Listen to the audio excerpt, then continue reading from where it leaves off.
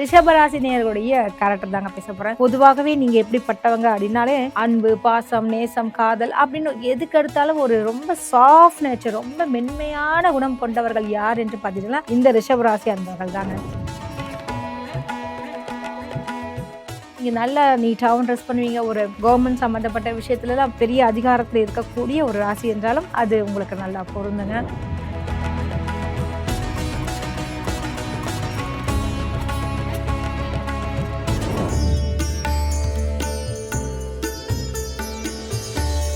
ரிஷபராசி நேயர்களுடைய கேரக்டர் தாங்க பேச போகிறேன். பொதுவாகவே ரிஷபம் என்றாலே அந்த வீட்டு அதிபதி யாருன்னு பார்த்தீங்கன்னா சுக்கிர பகவான் தாங்க. அதாவது இருக்கிற ராசியிலேயே எது சிறப்பு அப்படின்னு பார்த்தீங்கன்னு வச்சுங்களேன், அனைத்து ராசியுமே சிறப்பு தான். அதுலேயும் வந்து சுக்கிர பகவானை கொண்ட இந்த ரிஷப ராசிக்காரங்களுக்கு கொஞ்சம் அதிகமான முக்கியத்துவத்தை நம்ம கொடுக்கலாங்க.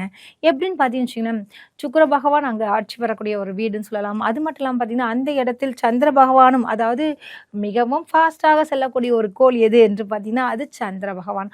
அங்கே அவர் உச்சம் அடையக்கூடிய ஒரு ராசின்னு சொல்லலாம். ஸோ அப்பேற்பட்டவர்கள் நீங்கள் எப்படிப்பட்டவர்கள் பார்த்தீங்கன்னா எல்லாமே ரொம்ப சுபகிரகங்கள் சொல்லலாம். பொதுவாகவே நீங்கள் எப்படிப்பட்டவங்க அப்படின்னாலே அன்பு, பாசம், நேசம், காதல் அப்படின்னு எதுக்கு எடுத்தாலும் ஒரு ரொம்ப சாஃப்ட் நேச்சர், ரொம்ப மென்மையான குணம் கொண்டவர்கள் யார் என்று பார்த்தீங்கன்னா இந்த ரிஷபராசி அன்பர்கள் தாங்க. உங்ககிட்ட வந்து அப்படி சொல்லுவாங்களே, அதிகாரத்தால் சாதிக்கவே முடியாது, அன்பால் சாதிக்க முடியும். அது மட்டும் இல்லாமல் பார்த்தீங்கன்னா அதற்கு நீங்கள் எந்த அளவிற்கு வேண்டுமானாலும் இறங்கி அவர்களுக்காக உதவி செய்யக்கூடிய ஒரு நல்ல ஒரு குணமும் உங்களுக்கு இருக்குங்க. அது மட்டுமா அப்படின்னு பார்த்துட்டு இருக்கும்போது உங்களுடைய ராசிக்கு என்னென்ன நட்சத்திரங்கள் அதில் இருக்குது அப்படின்னு பார்க்குறச்ச கிருத்திகை, ரோஹிணி, மிருகசீரிஷம் நட்சத்திரம், மொத்தம் 3 நட்சத்திரங்கள் அங்கே இருக்குது. அதாவது கிருத்திகை 2ஆம் பாதம் முதல் இங்கே பார்த்தீங்கன்னா மிருகசீரிஷம் 2ஆம் பாதம் வரைக்கும் எங்கே பார்த்தீங்கன்னா ரிஷபராசியில் இருக்குது. அப்படி பார்க்குறச்ச நீங்கள் எப்படிப்பட்டவர்கள் அப்படின்னு பார்க்கும்பொழுது பொதுவாக கிருத்திகை நட்சத்திரக்காரர்கள் என்று பார்த்தீங்கன்னா அது சூரியனுடைய நட்சத்திரம் மற்றும் அந்த வீச்சு அதிபதி சுக்கிர பகவான்.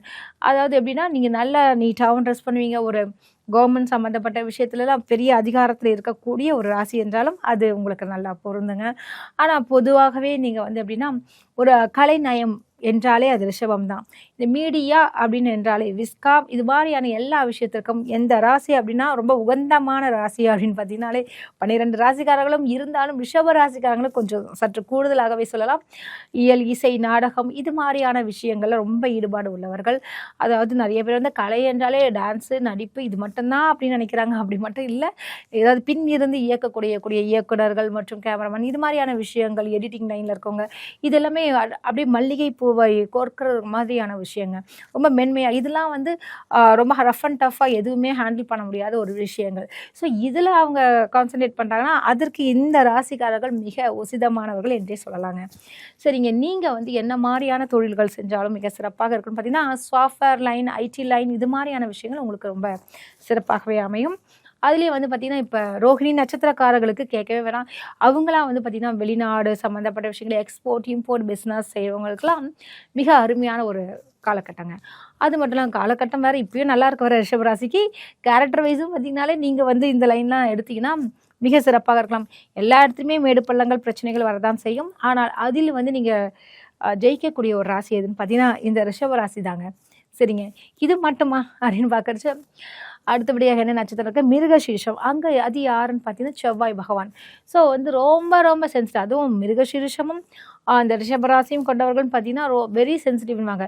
சின்ன விஷயங்கள் சொன்னாலே அவங்களால தாங்கிக்க முடியாது. போய் தனியாக வீட்டில் உள்ள ரூமில் போய் அழக்கூடிய ஒரு கேரக்டர். வெளியே வந்து ரொம்ப ஸ்ட்ரிக்டாக பார்க்குற மாதிரி இருப்பாங்க. ஆனால் ரொம்ப சென்சிட்டிவான பர்சன், ரொம்ப அன்பு இதெல்லாம் ஏங்கக்கூடிய ஒரு நபர் என்று சொல்லலாம். அவ்வளோ சீக்கிரம் வந்து அவங்க யாரையும் வந்து ஹர்ட் பண்ண மாட்டாங்க. ஏன்னா அவங்களுக்கு ஹர்ட் பண்ண தெரியாதுன்னே சொல்லலாம். அந்தளவுக்கு அவங்க மென்மையானவர்கள் என்றே சொல்லலாங்க. எந்த ஒரு கஷ்டத்தை கூட அவங்க பொறுமையாக ஹேண்டில் பண்ணக்கூடிய ராசி எது நட்சத்திரம் அப்படின்னு பார்க்கும்போது மிருகசீரிஷம், ரிஷபராசி அன்பர்கள். பொதுவாக இந்த குணங்கள் எல்லாமே வந்து பார்த்திங்கன்னா 3 நட்சத்திரக்காரங்களுக்கும் நான் சொன்ன விஷயங்கள் எல்லாமே பொருந்தும். நட்சத்திரத்தை வந்து நம்ம அழுத்தம் திருத்தமாக சொல்லும்போது அவர்களுக்கு கூடுதலாகவே சில குணங்கள் அதிகமாகவே இருக்குங்க. அதுதாங்க விஷயம். சரிங்க, இவங்க வந்து என்னென்னு பார்த்தீங்கன்னா ஃபுட்டு இருக்கு இல்லையா, சாப்பாடு சம்மந்தப்பட்ட விஷயங்கள் அந்த துறையிலையும் செய்யலாம்.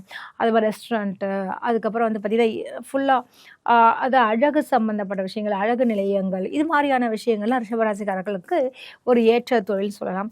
இன்னும் அவங்களுடைய ஜாதகத்தில் தொழில்ஸ்தானாதிபதி இதெல்லாம் வச்சு பார்த்து அதுவும் வந்து அவங்களுக்கு ரொம்ப மேட்ச் ஆகிடுச்சு, இதனுடைய கம்பேர் ஆகும்போது நிச்சயமாக அதெல்லாமே அவங்களுக்கு உதவிகரமாக இருக்குங்க. இன்னும் என்ன விஷயம்னு பார்த்தீங்கன்னு வச்சுக்கோங்களேன், ரிஷபராசிக்காரர்களில் என்ன கடவுளை நீங்கள் வழிபட்டால் இன்னும் அதிகமாக செல்வம் சேர முடியும், இன்னும் முன்னேற்றங்கள் அதிகமாக இருக்குன்னு பார்த்தீங்கன்னா மகாலட்சுமி தாயாரை விட்டுறாதீங்க, பிடிச்சிக்குங்கன்னு தான் சொல்லுவேன்.